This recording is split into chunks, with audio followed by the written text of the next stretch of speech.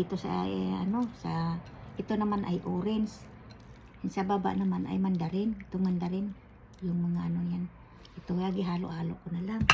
Saka ito na yung ang balat ng orange. Ayan. Atin na mami sukatin. Susukatin natin. Yun ang ubas, sukatin natin kung ilan. Mga 1 tasa naman. Mga 1 tasa yung ubas natin, no. Ayan. Ilagay natin dito. Saka sukatin din natin yung ating orange. Tapos yung sukat, Ari naman ang sukatin natin yung orange. Ito naman ay baka 1 tasa din yun. Ayan na, 1 tasa din, no.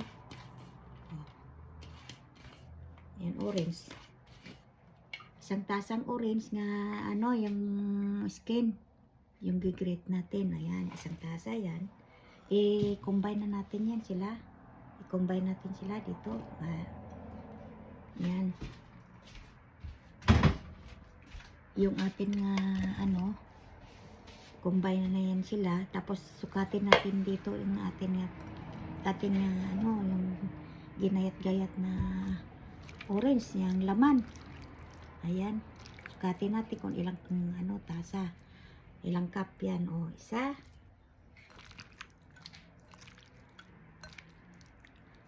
Puno naman. 2. Mga 3 siguro. Mga 3 tasa. Ayan, 3. Tama. 3 tasa na. Mga halo-halo na yung mandarin at saka yung orange. Ayan mga kamami. Ayan. Huwag natin sayangin yung sauce. Ilagay natin yun yung sabaw. Ayan.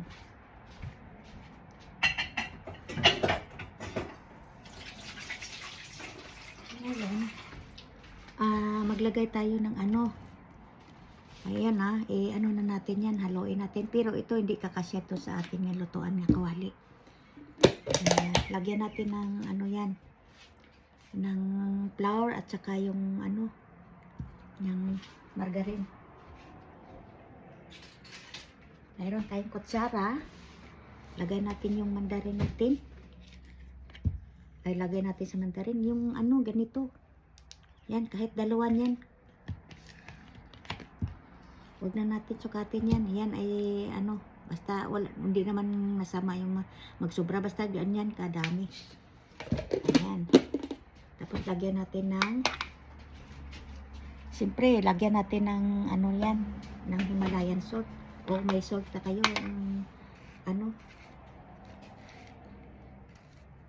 Yung natural na asin, pwede yan. Lagyan natin ng salt. Himalayan salt, mga 1/4 lang para pang-balance. Yung konti din. Basta hindi siya masyadong pang-balance lang. Mga kalahating teaspoon. Yung mga kalahating teaspoon. Pang-balance lang yan ng hindi siya kasi lumusot, nabasa. Ayan. Ganyan lang. Mga kamami. Yun. Manipis lang yan. Pero yun. Tapos lagyan natin ng 1 kutsara. 1 kutsara. Ito bago to. Kung binili. Ubos na yung una eh.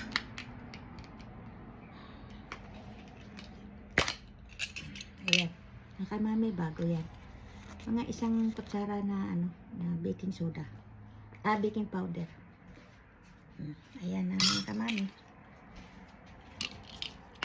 Tapos flour.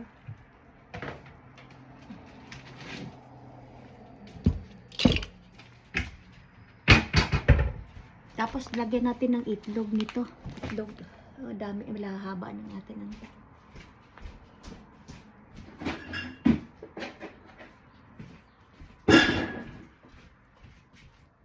may 2 itlog tayo. Walang problema na halo-halo na lahat yan. Mahalo natin na maayos yan. Yan, 2 itlog.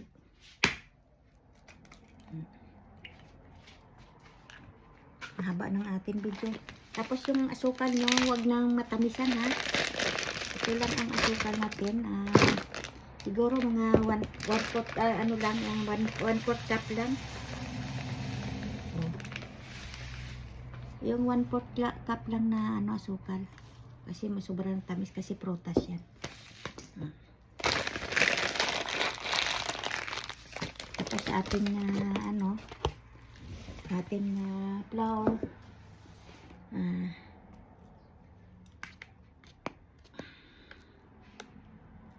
Yung flour natin, mga 3 siguro. 3 sini. 3.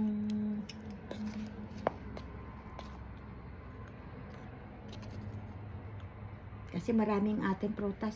3 nito. 3 cup.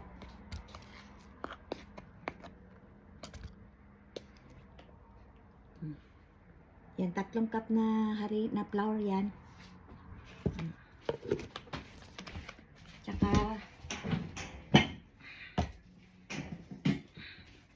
huwag tayong hindi natin malimutan yung huwag yung kalimutan yung powder ng milk ha. Isa pa to yung magpapalambot sa ating tinapay, sa ating cake. 1 cup na na powder milk. Yan. Yan ay pagpapalambot sa ating tinapay na cake.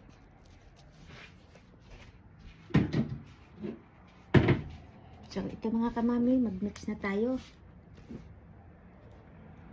Lahat i-mix natin yan. Pero hindi natin to maubos na Ito naman, hindi naman masilang ito sa kan.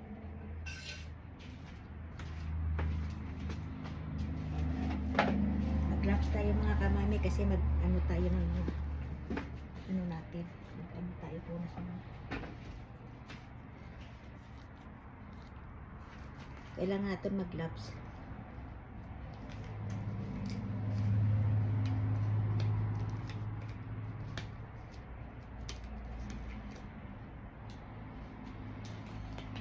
Kasi atin yun mas natin to. Ganyan lang mga kamay.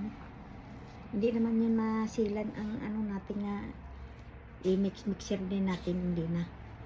Ang importante makumbay natin lahat. Ayan ang ating dough. Kung kailangan hindi naman siguro to wala na to tubig. Puro prutas to kasi matubig itong prutas. Hindi na kailangan maglagay tayo ng mga tubig or milk fresh milk kasi may gatas na siya. Yun ang gawin natin hanggang imas na halo-halo natin mabuti hanggang makumbay natin yung lahat. Nakamamsi. Ang haba ng akin hindi na siguro papasok yan. Sige mga kamami.